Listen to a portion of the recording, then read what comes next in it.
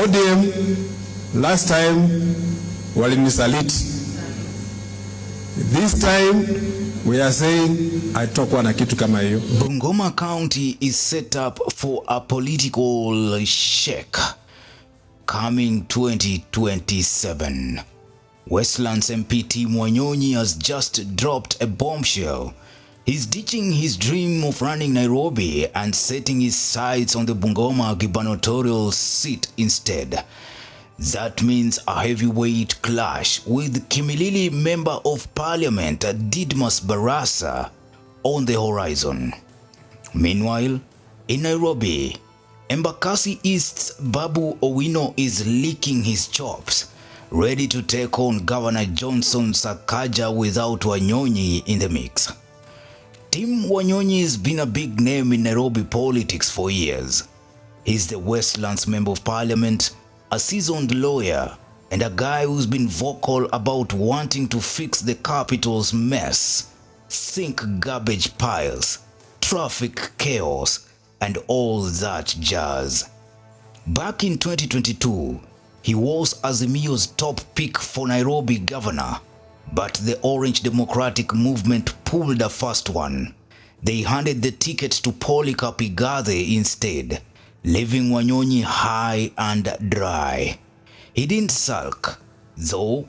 He ran for Westlands again and won big. Chama ya ODM iko na wakora wengi sana. Wale wanatafuta pesa kutoka kwa wapinzani wetu kuja kufuruka sisi hapa ndani. Kabla hata tujaenda huko, mtu amesimama ananiambia sasa timu Wanyonyi atakuwa deputy wa chama mwingine, asijua alikuwa anaitwa nani. Fast forward to 2025 and Wanyonyi's been gearing up for a 2027 Nairobi rematch. He's been slamming Governor Sakaja left and right, calling out crumbling roads, uncollected trash, and what he calls a slamified city. Polls even had him trouncing Sakaja and Babu Owino in some head-to-heads. But here's the kicker. ODM's been causing up to Sakaja lately. Raila Odinga, the party boss, called Sakaja "my son" last month and hinted at backing him for 2027. And that has left Wanyonyi feeling betrayed again. Wanyonyi is now looking west to Bungoma, his home county, and that's where things get spicy. This week, Wanyonyi confirmed it. He's running for Bungoma governor in 2027. This isn't just a side gig. Bungoma's a big deal. Current Governor Ken Lusaka's out after 2 terms, so the seat is open, wide open. Enter Kimilili Member of Parliament Didmus Barasa, a fiery Ford Kenya guy who's already said, "Oh, I'm absolutely running." Barasa's got a rep, scrappy, outspoken, and a loyalist to National Assembly Speaker Moses Wetangula, who's Wanyonyi's half-brother, by the way. Family drama? Maybe. Political slugfest? Definitely. Some say Wanyonyi's got the edge with his experience and ODM muscle. But others think Barasa's grassroots game and Ford Kenya's Bungoma stronghold could make it a knockout. One user quipped, "Didmus is seeing stars with his mouth wide open. We'll see who's left standing." Meanwhile, back in Nairobi, this is Babu Owino's golden ticket. With Wanyonyi out, it's a straight-up brawl between Babu and Sakaja. Babu's been itching for this, calling Sakaja an embarrassment for months, pointing to corruption and failed promises. Polls like Polytrack's from February had Babu at 20%, Sakaja at 11%, with Wanyonyi leading. Now, Babu's got a clear shot to chew and feed on Sakaja by 6 a.m. on the polling day. As the saying goes, Sakaja's fighting back, touting his school feeding program, Dishina County, but the clock is ticking. So what's the big picture? In Bungoma, this Wanyonyi Barasa face-off could shift Western Kenya's power dynamics. ODM versus Ford Kenya isn't just a local spat. It's a proxy war for bigger alliances ahead of 2027. If Wanyonyi wins, it's a coup for ODM and a jab at his brother's Ford Kenya crew. If Barasa pulls it off, Ford Kenya cements its turf. In Nairobi, Babu has got a dream setup. Without Wanyonyi splitting the anti-Sakaja vote, he can rally ODM's base and his Eastlands fan club. Sakaja is banking on Raila's nod and UDA cash, but polls show Nairobians aren't thrilled.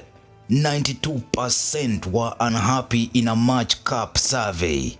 Babu's already hinting at a populist playbook: jobs, lower taxes, less city hall drama. Could this be the end of Sakaja's one-term curse? Nairobi's last 3 governors didn't make it past 1 term. Kidero, Sonko, now Sakaja. History is watching. Nikichaguliwa sawa. Nikichaguliwa sawa. Nationally, this shuffle shows ODM's juggling act. Backing Sakaja while losing Wanyonyi could fracture party unity. Huyu timu Wanyonyi, unajua kidogo ilikuwa nakuwa na wasiwasi kidogo na pima. Hata mimi niko hapo. Si mnajua mimi ndio bishop ya hapa. Hii ndio miti ya kama barabara ni mbaya 27 ikifika nafanya maombi barabara inakuwa mzuri inapitika. Na nikitoka hapa saa hii naenda kukula lunch kwa John Koi Waruke, alafu sapa naenda kwa timu Wetangula. Hatutaki wakora, hatutaki wezi na hatutaki wauaji. 3 things. Mambo ni ngapi?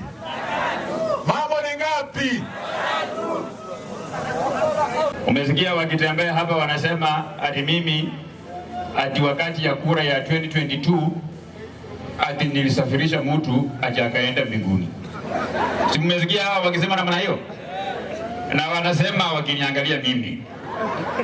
Ndio ni ukweli, wakati ya kura wakati hiyo wahuni waliniwekelea kesi ati niliua mtu kwa kumpiga risasi. Kesi hiyo ilifanywa hapa Bungoma na nikawachiliwa baada ya ushahidi kukosekana.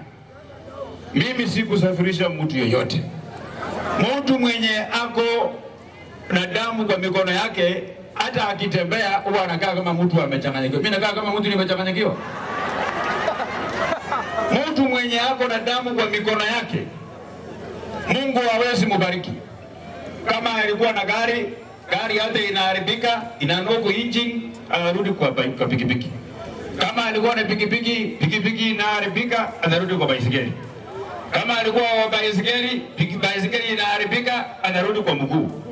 Kama alikuwa mtu ya kutembea kwa mguu, viatu zote soli inakatika mpaka anaanza kutembea na slippers. Mimi wakati tulimaliza kura ya 2022 na kama mtu amebarikiwa ama mtu mwenye Mungu amelaani. To hand over the baton.